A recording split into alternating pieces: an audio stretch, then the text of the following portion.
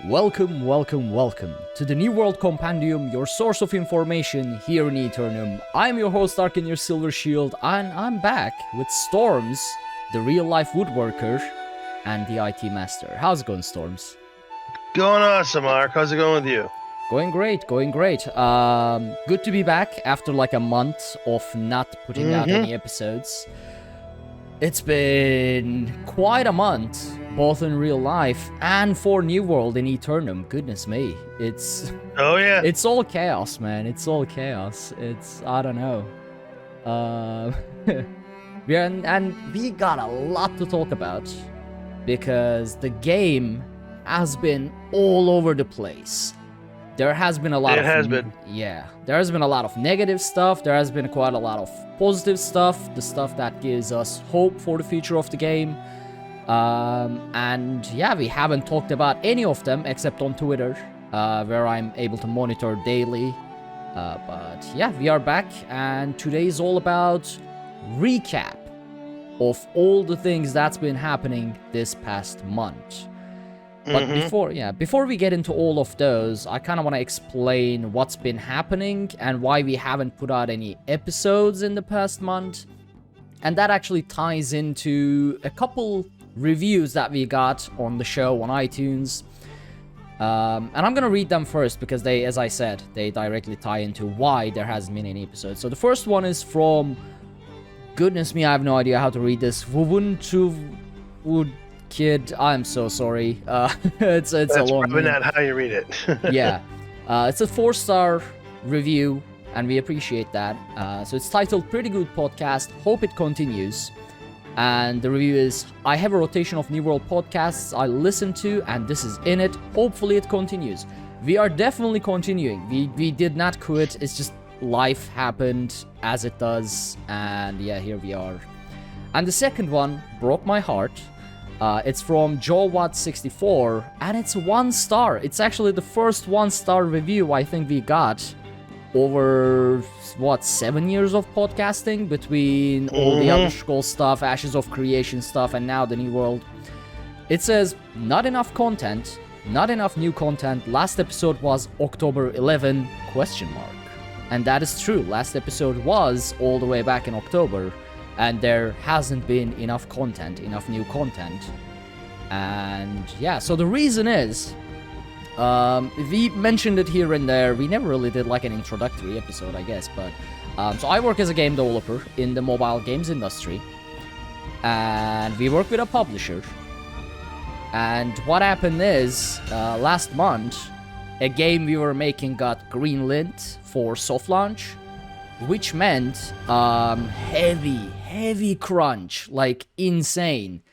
I've been working about 80 to 100 hours for the past 4 or 5 weeks on average. And I haven't been able to even log into the game more than like 10-20 minutes, let alone record a show or anything like that. And we were hoping that that crunch was going to be like a week or two. But here we are entering our 5th week. I've been working Monday to Saturday to like midnight or sometimes even 3-4 a.m. And I only had my Mondays, which I spent doing absolutely nothing, just being a couch potato because my brain has been fried. So yeah, that's why there hasn't been any new episodes. It's been an insane, chaotic time in real life. And yeah, today's the first day that I'm able to record, and here we are recording a new episode. And you can blame that on your boss because that's poor planning. Actually, well, to have a crunch is poor planning. I am absolutely super happy with my employer because dude's been doing his absolute best to make this time as acceptable and as less, painful as he can for us. It's the publisher says, and we do. That's all it is. There isn't much he can do either. So yeah. And it is like, I don't want to say too much, but this could have definitely been, at least from our point of view, this could have definitely been handled better on our publisher side. Like it was poor. I guess it was poor planning on their side, or I don't know. It's I don't know how their like the publishers work style is on their end, but they give feedback, they request like builds, different features, whatever. Whole bunch of testing is done, insane amount of A/B testing, so we are building different features to test them out. It's a mess. So But your mic is breaking up a little bit, again, just so you know. Yeah. let me check which microphone I'm using on Discord, which will break our cameras, but okay, there we go. That's why. That's gonna be fixed in a second.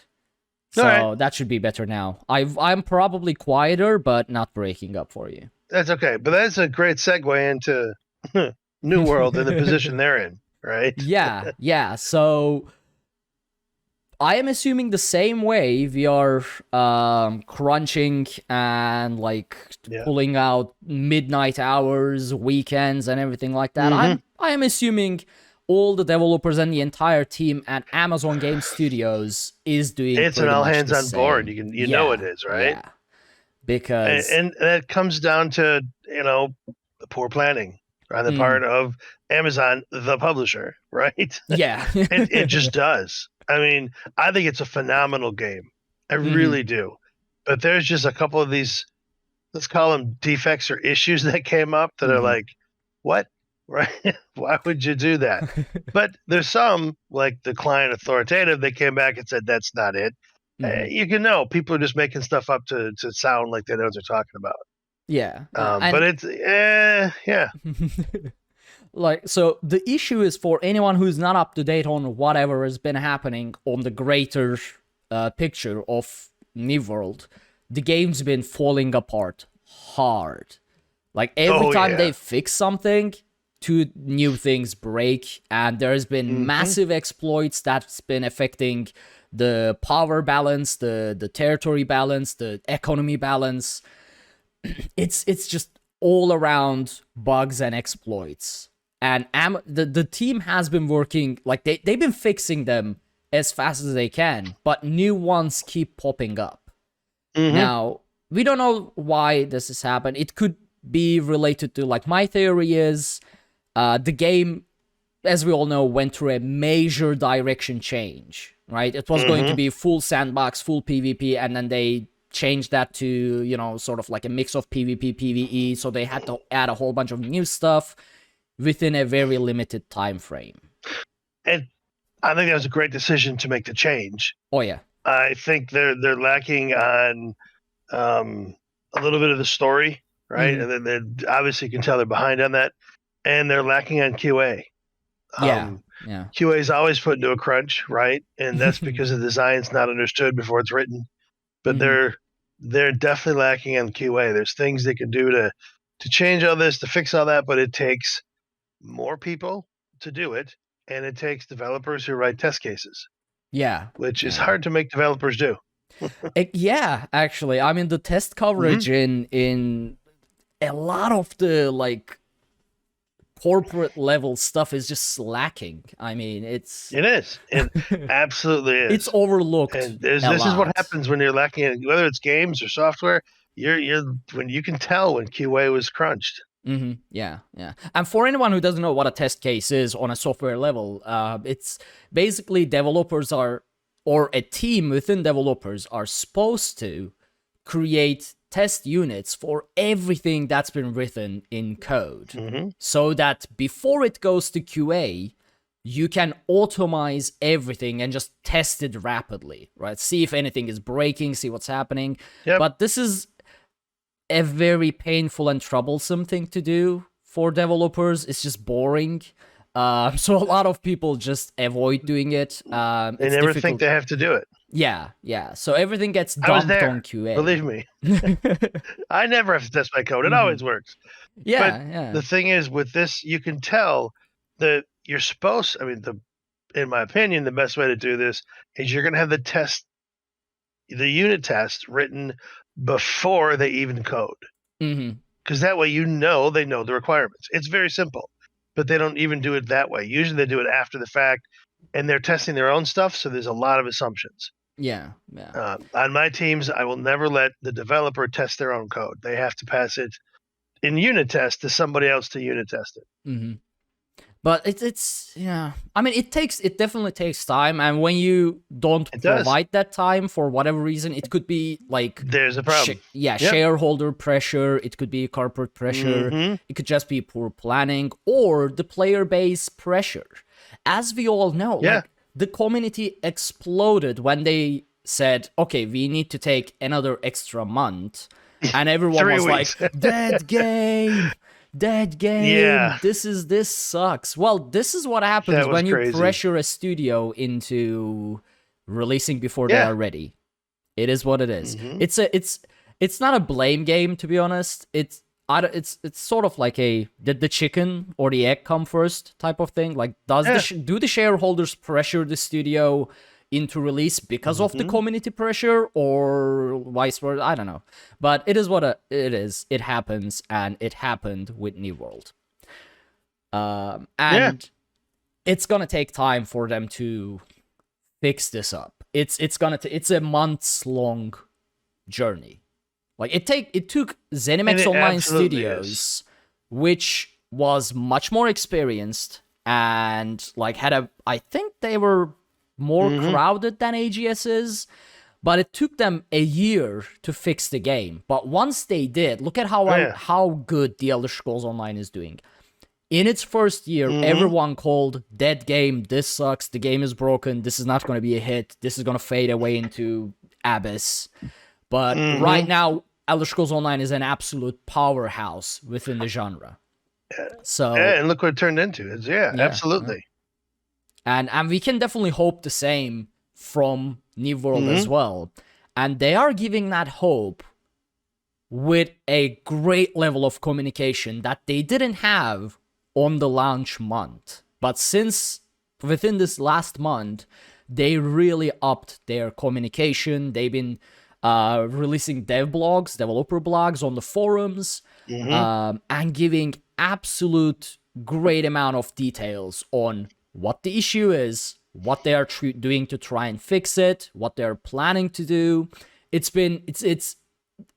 someone on Twitter actually responded, the hopium levels are high, as someone replied to us on Twitter. And it definitely is.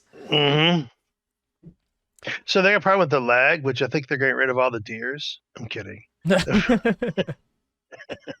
So talk about ESO. Yeah, no, there's a lot they got to do, but I've got my wife playing it too now, right?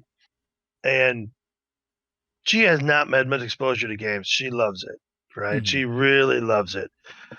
And this game is tremendous because you can reach beyond your normal gamer to do it. The graphics are fluid. The interface is just tremendous. But you got a lot to fix too. Yeah. So let's go into what broke that created all this chaos. And it's a long list. I didn't even type it down. I'm just going to mention the ones I remember, and then you can mention the ones you remember. And there's probably going to be stuff that we forget because, goodness me. So first of all, character transfers, as we talked about them in the last episode, where we were upset with how it was going to happen with the full servers and region transfer locks. They opened character transfers, and it did not work out well. So it led to exploits that allowed people to duplicate massive amounts of gold, I think void bent ingots, and a lot of the end game stuff that they can. And the whole thing was disabled pretty fast because it did not go well. During that time, they released information on, released a list of the servers which were considered full, medium capacity, and low population, things like that. And on exact contrary to our last episode, when we were worried about servers being full and everything like that, we saw that a lot of the servers, once they were updated, once the full list was updated, a lot of the servers were actually low population. Now, this doesn't mean they don't have enough accounts in them. It's just based on the peak time queue times. And about 85 to 90% of the servers are just low pop. There's just no queues. which was sort of a dire thing to see, to go from like several hours long queue times to no queue at all within the period of like a month. So we were worried for we were worried for the wrong thing. We should have been worrying about the server, like the game's population, apparently. How did the Steam do with that? The Steam charts. Have you looked that up? From the launch day of like 700,000 to 800,000 concurrent players, I think it's now dropped to 300,000, something like that. So it's halved, or even like it's now less than half. At least the last time I checked, within the last week. So it did lose a lot of players, concurrent players. And honestly, we were like, one of our arguments was just let everything be. Within a couple of weeks, the load will balance itself out, and it kind of did. Obviously, the bugs and exploits did have a role in that, pushing people away from the game until, it's fixed and they come back.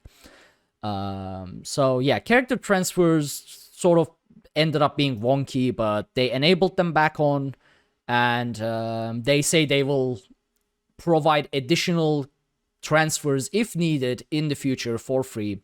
And they are working on region to region. Like, this is really great. They said, because they said that on Twitter, because they said that regional transfers were going to be possible, they are now working to make that happen. Is it actually going to happen or not? I do not know. But they were like, we said it, it's on us, so we are going to try and make that happen. And I really, really like that. That's just good. Like, they didn't just say, yeah, that's not going to work, whatever, we said it. They owned up to it, and now they are working on it, so that's good. So that's one of the things that was the character transfer. So what broke in addition to this? So the economy of the game went absolute bonkers because of all the duping exploits. They printed money. Yeah, they printed money. They printed crafting materials. And then on top of that, some of the respawn rates in the game went absolutely broken, and people just farmed massive amounts of materials from like that Boarville, the Boar Island, and Boar's Home, absolutely. Yeah, Boar's Home, yeah. And then the bosses respawn, some elite bosses respawn rates broke, and people just maxed out their weapon skills and like farmed a lot of those because it was constantly respawning, infinitely respawning. Right. And on top of that, what else broke? There's a lot of things that broke. The chat in the game broke. People were able to post HTML codes into chat that ran. No kidding.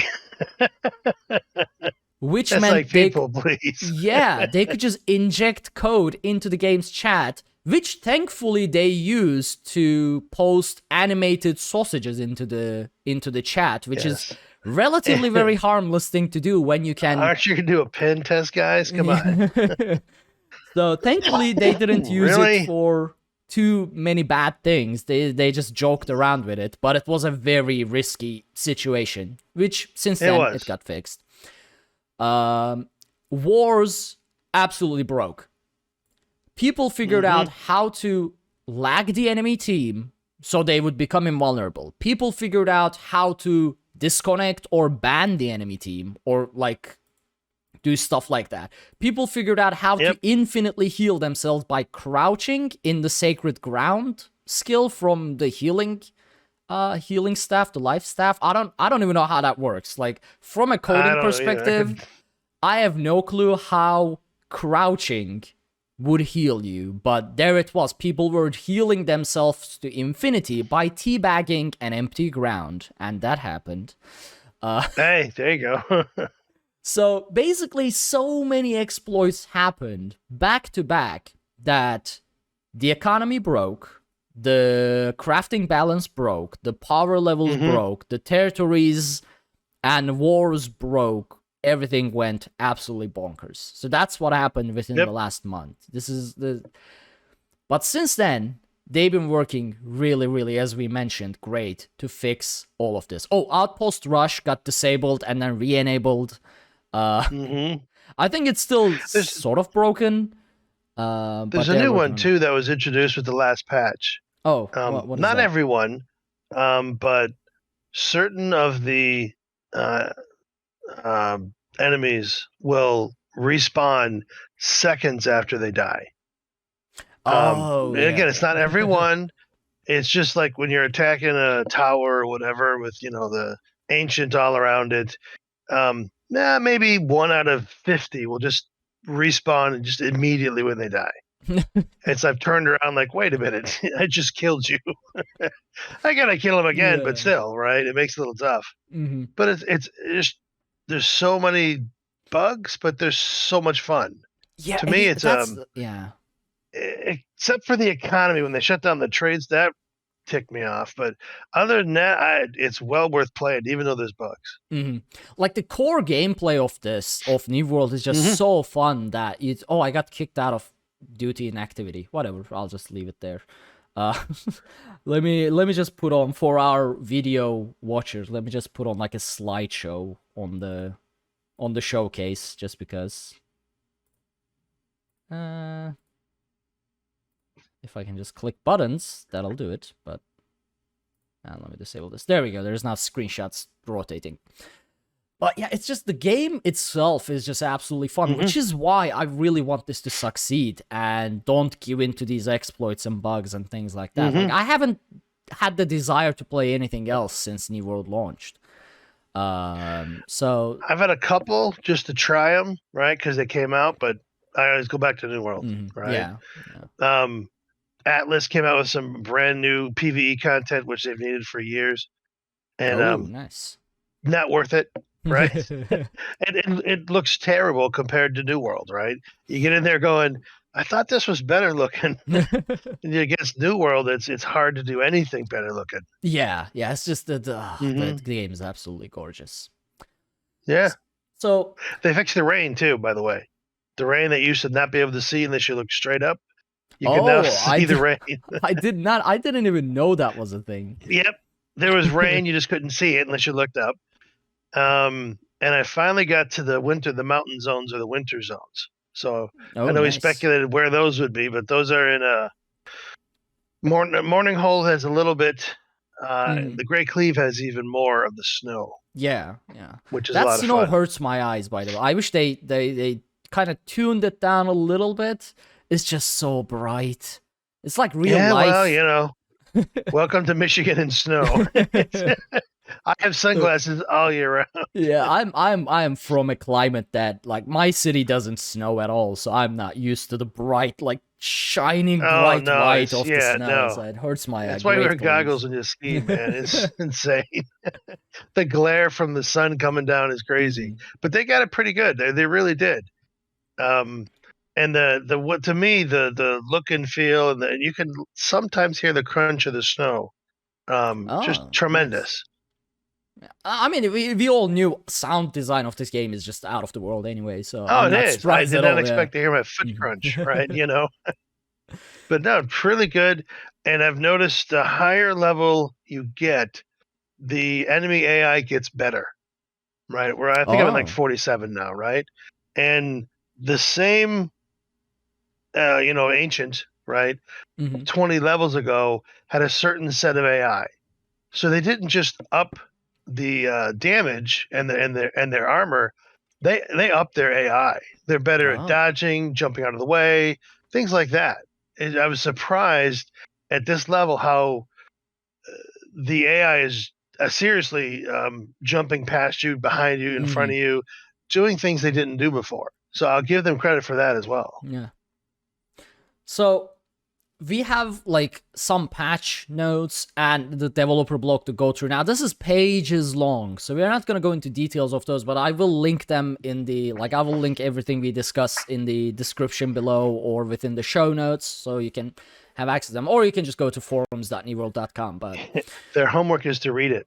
Yeah. So regarding economy and deflation, they released the sort of the not raw data, but like the the simplified data that they have.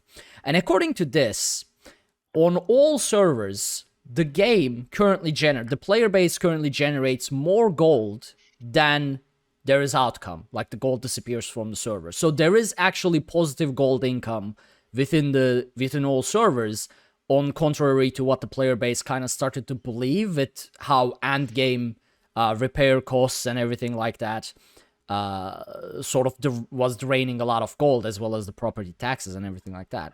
But what this shows is that there's a very high surplus gold from level 1 to 35, and then sort of like slows down between 40 to 59, and then it gets very narrow at 60, the surplus coin, I mean. Now, the reason for this is main quest. The most of the gold that comes into the player's economy comes from main quest. At least that was the case before Outpost Rush, and some of the other fixes that I'm going to talk about in a bit happened. So what they are saying is they are not planning to make it so that at some point surplus gold becomes unavailable and the game goes into a negative in-out between the player's income and the overall outcome of the gold that goes out of the economy. They say if it comes to that point, they will take action. However, they are sort of making changes to balance this out, moving some of the early gold from some of the gold income from the main quest from the early levels, sort of push them towards the later levels. So they are trying some sort of balance stuff in here. Obviously, the Outpost Rush is a passive gold generator if you do them at level 60. The corruption portals also, generate gold. The UX doesn't really show. Yeah.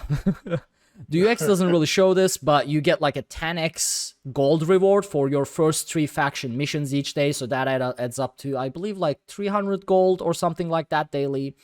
So they are doing some stuff to balance the economy out. But at the moment, they mention that they do not see a problem, excluding the gold duping and everything like that, with how the gold balance in the game is. Now, that doesn't mean the player-driven economy is not broken at the moment, but it just covers how much gold is being introduced into the economy and how much gold is being removed from the economy. And they are, at the moment, happy with that number. They are, however, making some changes. They are reducing the durability lost from PvP deaths.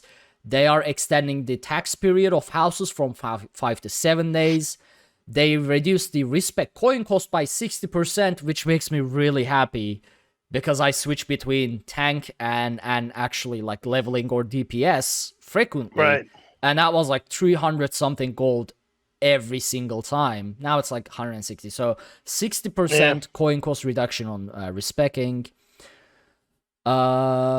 They reduced the quantity of the honey gained and like milk gained from cows and things like that. I don't know how that's going to affect in the long term.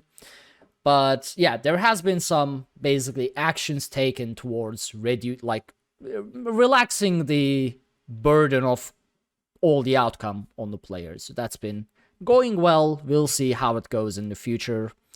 Obviously, the trading post is broken because of the because there is no base cost to anything, and there has been a lot of duping happening. So I don't know how they're going to handle those things. So that's a different topic. Yeah, I think as the duping dies off, the trading post will probably solve itself. I'm hoping so. Because people are going to at one point say it's not worth it, right? Yeah. But it's going to depend. When I offered the trading post when it was open, I had no issue getting what I needed, right? If I had to pay a little extra, fine. The selling was a little tough. Sometimes just because I wanted to be faster, I would do a sell order, right? Or I would just fulfill a sell order. I know it's cheaper, but I just got the money right then. Yeah. So it's going to depend. I'm still looking for that item that everybody wants, right? We know healing potions are high cost, so that a lot of it has to do with just the gathering it takes to build those. Yeah. But we'll see. See how it fixes itself. I mean, hopefully, one of the issues I see is that there's no NPC trading, so there's no base cost for any items. and it just keeps True. getting driven down, because every time you list an item, you see on the right how much the previous, like the lowest sell order is. Mm-hmm. So everybody just like drops it down by 0.01, 0.01, 0.01, so it gets driven down a bit. But eventually, as you said, like the duping and everything dies down, and the material sort of gets more scarce, hopefully, I'm hoping the prices will go up and trading will become more. Yeah, I think that's a good point valuable, about the NPC trader. That's a valid point, right? I think it's a good thing that they do need to add. They've got enough NPCs, so they could add one. They did mention in the blog post that they really don't want NPCs involved in this and want it to be completely player driven. But what strategy they will take in the future to balance that out, we'll see. Yeah, we'll see how that works. So, I think they would need some way of putting a base cost to it. Yeah, but we'll see. Yeah. So another economy-related thing is the dreaded gold farmers, the coin farmers, and the constant spamming of, wanna buy 1 million gold? Pay me $100 at early levels, especially.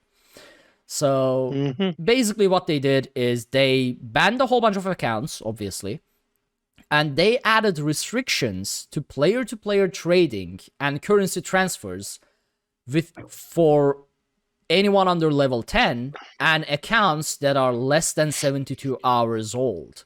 So no more those like level 1, 2 players fishing to eternity, like the bots fishing to eternity to gather massive amounts of gold and just spam the chat for, like, they will have to level to level 10, which will make it significantly more difficult for bots to operate. Like, it is one thing to just dump a character into a server and just find the nearest water source and fish, and it is much more difficult to just level it to level 10 successfully. So absolutely, yep. Hopefully those will die down a little bit with this. As I mentioned, they also redistribute the coin value from early quests to later quests in the main storyline, so less early level coin spammers, as well as, you know, unnecessary surplus gold in the early levels. Also, trading posts now will only be usable after you complete the tutorial quest for the trading post, so that's also a nice addition. Outpost Rush was broken, got re-enabled, but if you get stuck within the limbo when logging into an Outpost Rush, which means you are not in the server, like you're not in the open world, but you're not in the Outpost Rush either. Your character gets stuck in the limbo. See if you can unstuck yourself from the UI, restart the game. If that doesn't work, submit a ticket to the support team, and they will manually get you out of the limbo. I have no clue what the technicality behind that is, but it's something that happens. So, another thing. I'm just going through the blog post, summarizing everything to the best of my ability. Client-side authority. So within the last weeks, players kind of speculated, especially I think it was from a video on YouTube, that a lot of the things on New World was being handled on the client side, which meant, you know, cheaters, exploiters, and things like that. We, a few episodes back, when we were discussing how during the beta, dead trees just disappeared from the game on all servers at the same time, we said, you know, how we believed everything, and I mean everything that happens in New World happens on the server. Nothing is client-side. Well, after that discussion happened, or debate happened, and how people speculated that a lot of things was happening on client side, they addressed that, and yeah, nothing happens on the client side. That would have been ridiculous anyway, and basically all you do is on the client is you render stuff, you just see things, and you send your input to the server. That's it. Nothing else. That's that like, you are cutting down a tree, that's on the server. You just send, I pressed E, and the server checks whether if there's a tree that you can cut, and how long it will take you to cut. It will sync your animation with the operation on the server. So nothing happens on the client. So that's the summary of it. It's a several paragraph long explanation. If you're interested, you can read that. But yeah, that's the summary of it. Nothing's on the client. Yeah, I've seen several posts, even after that, trying to prove why it is client authoritative. And it's like, everything they've put, I'm like, yeah, great, but you're making a bunch of assumptions to make that claim. The developers who actually wrote it are telling you how they did it, and you're making assumptions. It's like, come on, Yeah. how's this going to work? So I mean, at this point, based on what I've seen, I'm going to believe Amazon on that one. Yeah. I mean, there has been bugs, yes. Yeah. On the server side and how it is handled and how it is processed, but that doesn't mean it was on client. So yeah. Right. Absolutely. There's just some assumptions to it, but it's a good discussion. I enjoyed reading the different sides, but at some point you got to say, yeah, I'm wrong, right, and move on. So another hot topic was how people were getting people banned, especially before wars. So the problem was, people said that if you mass report someone, like 15, 20 people reports a person, they get auto banned from the game. And this got around a lot. People tested this and they said, yeah, this is the case. Well, Amazon says that's not the case, and all the ban operations happen after an actual person reviews the case. And what they say... Excuse me. No worries. What they say that led to the illusion that the system was automated and you could get people banned by just mass reporting them is that people apparently got into like a verbal fight on chat and tried to bait each other into violating the code of conduct of the game by just fighting, whatever. And once they did violate the code of conduct, then they mass reported reported people, which then led them to being banned or suspended or things like that, which sounds to me believable. But I can also see how they may have initially made this actually automatic because they don't have the manpower to go through this case by case. And once it blew up, then they turned off the auto moderation and switched to human. So I can definitely see that happening, like that workaround being implemented. Just, if someone is being mass reported, just ban them because, you can definitely trust players. So that would never happen. What are you talking about? Yeah. So that's the explanation though that they gave people, sort of like whoever got banned legitimately after a human review. So take it as you will. I don't know.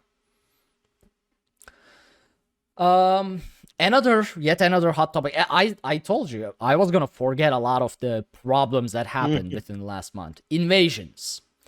So people kind of got the feeling that if you progressed within an invasion defense, like waves after waves, the further you progress, the more your settlement gets downgraded. And they asked this on the forums, and one of the community members of AGS said, yes, that's the case. And people lost their minds, obviously, because then why defend? Just leave it at the wave 1 and just get 1 downgrade. Well, a developer got involved and said, nope, that's not the case. It doesn't matter how far you progress within the invasion. The amount of downgrades that you will get depends on how far progressed your settlement is. So that was cleared like that. But initially, that was like a couple days of chaos. Where people were like, what's the point of defending then? So that's okay, that's not a case. War lag. There isn't much to talk about war lag. They're trying to fix it. They're trying a whole bunch of stuff. But it's laggy. It's difficult to get 50 versus 50 war with full physics calculations and things like that happen without lag. So hopefully they will fix that up. We don't know. I don't know. Think about that. Every arrow, every musket, every spear, right? is not just calculating, I hit or I hit a crit. They're doing down, right? They're taking gravity into account. Mm-hmm. They're taking fall off into account. They're taking not wind, but they're taking a lot into account for every single Yeah. bullet, every single arrow, every single spear. It's tremendous. Yeah. There's just so much going on. I don't know how they're going to make 50 players work with what they have. They're going to make it more scalable, and that's while they're Amazon, that's still tough to do. Yeah. Yeah. So I mean, it got better 100%. I definitely like felt that it got better, but it's not smooth yet. So well, we'll I haven't been enough to know all that because I'm still only 47, right? But, I've been joining I do wars since enjoy like it, and I want to get there. there. But it's also tough when we think Covenant has one area now where the world we're in. Oh gosh. So it's like, Aroth, fast travel is expensive, which is why I bought houses, right? I can just jump to a house a lot cheaper. Mm. So that's interesting. Yeah, the way they've done that. So Syndicate's got 3. No, so Syndicate's got 4. Marauders have 3. I think we have 1. Right. Thankfully, on our server, we restored balance. Like everybody got like 3-4 zones now. So. Right. Yeah, so those, I think when they come up to the server merge, that's going to be interesting. Mm-hmm. How that's going to play out, because I think they're almost to the point where they can do server merges to bring some of them together. Yeah, I hope they don't do that before they fix all of these issues, because the fix hasn't happened too, right? Because sometimes it's some of the larger, outworld bosses. You need a couple people, and if nobody shows up, it's sort of tough to do, right? Yeah. So I wait a couple levels, come back, and then do it. But when the beginning, you could wait 5 minutes around the world boss area, and somebody's going to show up, right? Right now, I'm waiting 20 minutes for anybody shows up. Yeah, right now there's definitely a little bit of a population issue on some servers. So we'll see how that plays. I mean, I feel like once they fix a lot of these issues, and once people get the word out that the game is, it's fixed now, a lot of the issues are gone, I feel like a lot of the players will return to the game. Like a lot of the frustrated people with exploits and bugs will return. So I think that'll balance itself out in the future. Yeah. Yeah, absolutely. So they reduced the gold you get from fishing chests because of the botting. So that's one thing that happened. Let's see. There was a bug at level, like if you got your strength to 250, your character started to act out. Weird stuff started to happen. They fixed that. Really? Yeah, it's like you actually slowed down. Your animation, like your exit time from your animations kind of extended. So it actually affected you in a bad way if you got your strength to 250. So that was not good. Every once in a while I get hit by one, my wife got hit by a bug where one of the factors or on your attributes will change value for no apparent reason by like a large number, right? I would be going on and I'm like, I don't know what's all of a sudden strength and dexterity would flip. I'm like, well, wait a minute. I know I put strength higher than dexterity. All of a sudden they're flipped. A couple days later, it'll flip back, right? It's just, it was weird. It still occasionally happens. Yeah, there's some weird stuff happening in the game for sure, but yeah. So other small stuff that we talked about, images in chat problem, as well as like injecting code in there, fixed. Crouching to getting healed, fixed. They're doing some adjustments to property taxes, faction tokens. I'm gonna get them in the patch notes that we are gonna read through in a bit. So that's the most of the issues that happened within the last month and how they were addressed. The article itself has a lot more information on what they're planning, what they're thinking, and things like that. So if you want, you can definitely, like, there's a lot more values and numbers in there that I'm not getting into during the show, because otherwise this would be like a 4-hour episode. So yeah.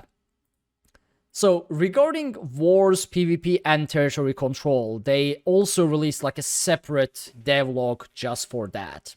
and to talk about what their plans are and what they expect to happen.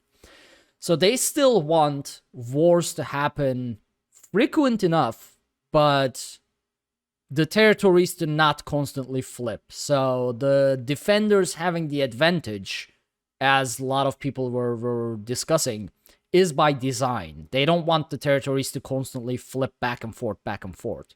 So that's why attacking is indeed, by design, difficult. It's not just a feeling that we've been getting while playing the game. So regarding open world PvP, they think it's in an okay position, but they want they want more activity for open world PvP. So they are going to be adjusting the rewards you get or benefits you get from being flagged while open world PvP, as well as give better items from PvP kills, so you can increase your watermark when you're at level 60. As we talked about, they reduced the durability lost from, dying in PvP. So overall, it's going to give you a lot more stuff in the future, so that more people flag themselves while doing stuff in open world. So do we know if we get anything for capturing a fort, other than territory, what do you call it, initiative or whatever? So different forts have different benefits. For example, there are 3 forts, I believe, which will reduce the Azoth travel cost for your faction. So if you which ones are those? I don't have them off the top of my head, but just earlier today on our server, Covenant captured all of those, and I think my Azoth travel cost went down by 3 times, and it's just it's pretty good. So there are different forts that give different bonuses to your faction, even if you don't control that territory. So holding forts is important to make life easier. I don't know all the benefits to it off the top of my head. I remembered the Azoth one because we just took them over today, just before the show, and my Azoth travel costs were down by a lot. So that's definitely one thing, and that's a lot of people in miss the morning that, and I grab forts just for the fun of it because there's nobody there. Yeah, you can just solo capture them. There, right? All right, so Monarch's Bluff, it reduces fast travel. Mm-hmm. Let's see, Brightwood housing taxes, Cutlass Keys fast travel. No, it's a pretty good list. I'll send you the link. Yeah. And I'll add it to the show notes. So there's 2. Interesting. What? I'll add it to the show notes for sure. Yeah. Yeah, absolutely. Housing taxes, actually, property taxes. That's a good one. Gotta there's actually get them before you pay the tax. That is right. So First Light reduces travel weight costs. Oh. Well, that's one way of doing it. Monarch's Bluff reduces fast travel distance cost.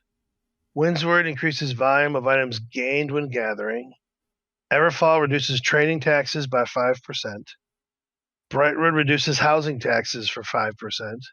Cutlass Keys reduces base cost of Azoth travel. Oh. Azoth, excuse me. Mm-hmm. Weaver's Fen increases coin experience and territory standing.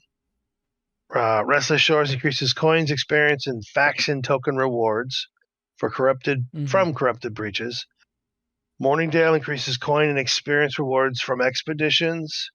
Evanscale reduces refining taxes by 5%, and Reekwater reduces crafting taxes by 5%.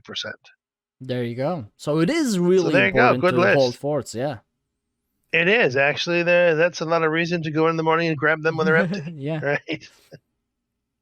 So other stuff for open world PvP that they noticed is that ally and enemy effects are looking exactly the same, so you don't really have an indicator as to, is that my ally's firestorm or is that my ally's healing, whatever. So they are working on improving the feedback, the visual and other feedback that we get in combat, to make it make strategizing a more valuable thing. So that's for open world PvP. As for the war, they are aware that the wars are a mess right now with exploits. Wars are broken. Yeah, wars are broken. Well, a lot of it is fixed, but there are still, problems there. But they are happy with the frequency of wars happening, and they're happy with, as I said, how defenders are winning a lot more than the attackers. Apparently, that number is defenders win around 80% of the wars right now. Wow, and they are okay with that. So there you go. It's not a balance issue. It's straight up design choice. And I'm okay with that. Like if that's the design, I guess. Yeah. I mean, I do believe the territories shouldn't flip constantly. So agreed. There you go. As for territory control, yeah, they are doing their best to make it less exploitable. They are, however, like, this is very interesting. So they say, we are also aware that some territories, I'm looking at you, Everfall, produce a ton of tax income, while other towns can be much harder to support and upgrade. Oh, interesting. There's a change coming soon, which will help distribute a main tax income stream to every territory. We want to review the impact of this change before we make further changes, but there are some other changes we could make in medium term if this is insufficient. So that's interesting, trying to make every zone, because right now everybody wants Everfall, because that's the most profitable zone, followed by like Windsward. So that'll be interesting to see what they do to distribute the income, tax income, from Everfall between other zones. I can't think of really a solution, but we'll see. Actually, I remember reading something. I'm trying to find that as we speak. Let me see if I can. Okay, so here's something from the previous article we were going through. All trading posts will be linked. This change was made to strengthen the economy's less traveled territories and ensure item availability in all territories. Fees for buy and sell orders are defined by the settlement that you are posting them from. Transaction taxes on purchases you make are defined by the settlement in which you are making the purchase. Items listed in sell orders that expired are returned to the settlement from which they were posted, and you can no longer post 28-day listing. So it says all trading posts will be linked. So do you no longer have to be in Everfall to buy from Everfall? I'm actually logging in right now to test this. Because that's what it says. Although it does say it will be linked. So I don't know if that went live yet or not.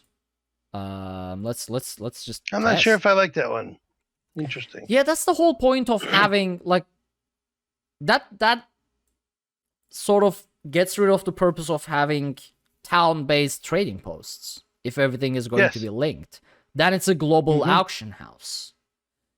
Yep. So I don't know. We'll see. I'm gonna test that. So that means your sell orders would be on every auction house? That would be the case if I understood it correctly. So all right, I'm logged in. Oh, I'm not in a town. Okay. We are gonna get back to this once I run all the way back. We are gonna get back to this when I test this out. So let me just align my character towards the outpost. Press equal and run. Yeah.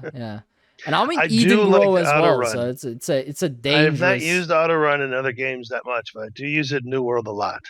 Oh, yeah. Actually, well, I mean that makes sense because travel is expensive in New World. So I mean, I always used auto run in other games as well because I'm lazy, but in New World I kind of have to use it. Like it's. So I also like the ability of jumping off a cliff, no matter how high it is, there's no more than half your health. I love that. Yeah. Right, because it's just straight beeline. And they can't do is climb all the way up sometimes, but jumping off is no problem. It makes it easy to jump. So okay, my character is running right now. I'm actually gonna turn on my game capture so I can see it on my Streamlabs, whether if I'm running into a wall or not. So those are the articles. So we did have some patches as well that I'm gonna go through as well, and we are reaching 1 hour mark, so we are gonna need to wrap this up soon. We're getting there, yep. So the rollout plan, Outpost Rush, we talked about these. This is patch 1.0.4. And there's the one of the most important things in this one is the faction token and reputation change. So they increased token cap by 50% for each faction tier. So you now can have like at maximum tier, instead of 50,000 tokens, you can have 75,000 tokens, which will, like, if you don't have anything to buy, you can still save up a bit more for the time you need to buy something. So that's a good thing. Yeah, and so their faction weapons need to be a higher percentage than it is right now, right? So if you're buying a spear for your faction, it should be a better spear by a pretty good margin, or then why would you spend the money to buy it? Because you're gonna get a new one in half a level anyways. Yeah. So I've looked at them, especially some of the higher ones at the top of the chain there. I just can't justify buying a musket for maybe 10 plus damage, which I'm going to stop using anyways. But so to me, that would make them more of a good thing to buy. Right now, most of my rewards are on runes of holding and in health potions. Yeah. And like one thing is, if you are using heavy armor, finding a strength constitution heavy armor is difficult. So that's one thing I keep buying if I'm level appropriate from the faction rewards. But that's about it, definitely. Yeah, the weapons I find are much better than the ones I can buy from the faction. So I'm at a trading post. I am at Valor Hold.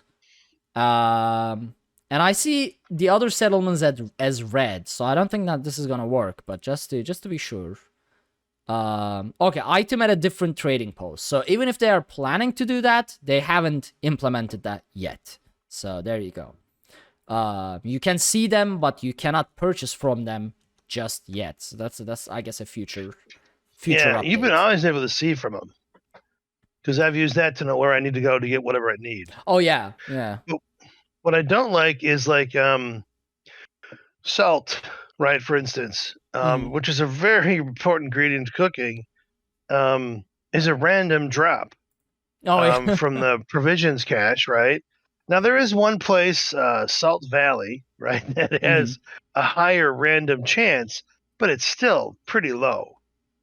For all the really good foods, you need a salt and a lot of it, and it's just hard to get. So that's why it either doesn't show up on the trading post because they don't want to do it, right? But we'll see. Yeah, actually, the patch notes apparently was included in the devlog that we talked about, other than fixes, but I'm not gonna go through every single fix that they implemented. So yeah, that's pretty much that's the recap of the last month, I guess. A lot of bugs, a lot of exploits, and a lot of communication. Yeah, and a lot of fun. Honestly, it's true. Well, I'm still enjoying the game, right? I really am. I really haven't got much game time to it, but that's okay.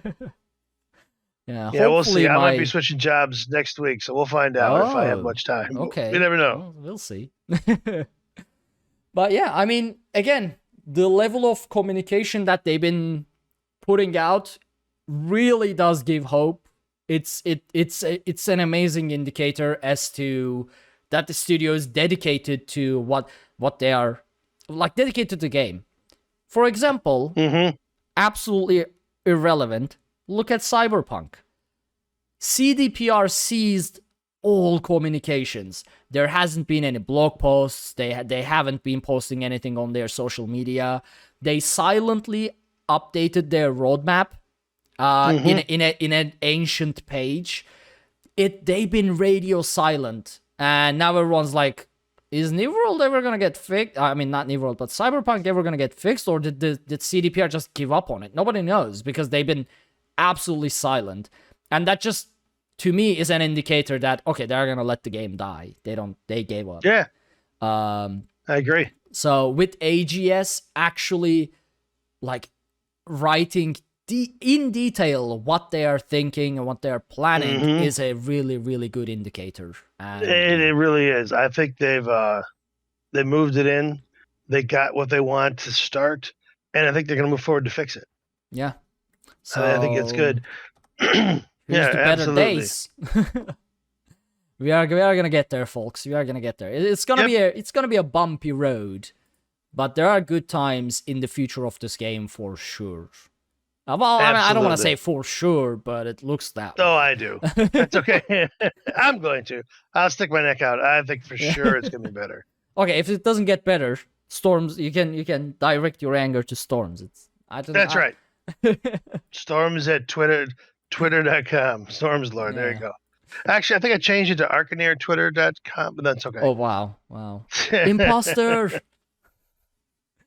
So, is there anything else you want to add? We are exactly on the hour mark. We nailed this. Yeah. Considering we haven't recorded this time. I think we make sure we come back next week. That is that is the hope. That is the plan. So yeah.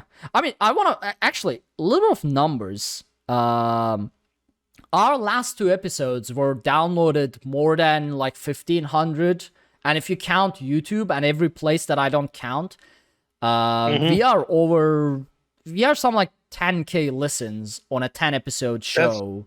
That's really good. That is really good, and I appreciate everyone's support. The Twitter has like 2,500 followers now.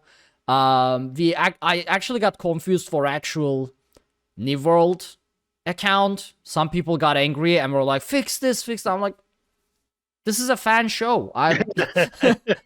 What do you want me to do? I'll tell them to do it, but I don't know if they're going to. Yeah. So yeah, hopefully we are going to be able to put out more shows each week. But again, if life happens, life happens. I no longer do this full time, so I cannot commit to it at 100% as before. Job comes first. It is what it is. But if you do, and if you enjoy the show, do leave a review on iTunes. That helps. And Joe, maybe with this new episodes, you change that 1 star. I don't know. That broke my heart. It's not that I didn't want to record, man. It's that I couldn't. Add some more stars there. Absolutely. But yeah, either way, we appreciate everyone's support. We record this offline because recording live takes extra time, which I don't have at the moment. So yeah, we'll put this out on all RSS feeds as well as YouTube as soon as possible, where you can listen. Yeah. So you can follow everything we do, as usual, over at dungeoncrawlernetwork.com. There you can find links to all of our social media, including Twitch, YouTube, Twitter, and Discord, as well as our company Discords. If you want to join us on NA, you can go to dungeoncrawlernetwork.com/company_NA, which will redirect you to a Discord invite link. And if you do the same for dungeoncrawlernetwork.com/company_EU, you will be redirected to our EU company Discord. On EU, we are on Alastor, and we are Covenant. And on NA, I believe we are on Loloi, also Covenant. Yep. There you go. So feel free to join us on those places. You can actually, at the moment, don't check the Patreon because I need to update it. I haven't had time to update it, and there hasn't been any new I haven't posted anything there or stuff like that. And I still appreciate people who did not cancel their Patreon subs, but fair warning, I just don't have time to do anything for Patreon right now. As I said, you can leave us a 5-star review on iTunes so people know that we are a real podcast, that we say words and sometimes they matter. Thank you all so very much for joining us on this episode of the New World Compendium, and we will hopefully see you all next week. Have a great week, everybody.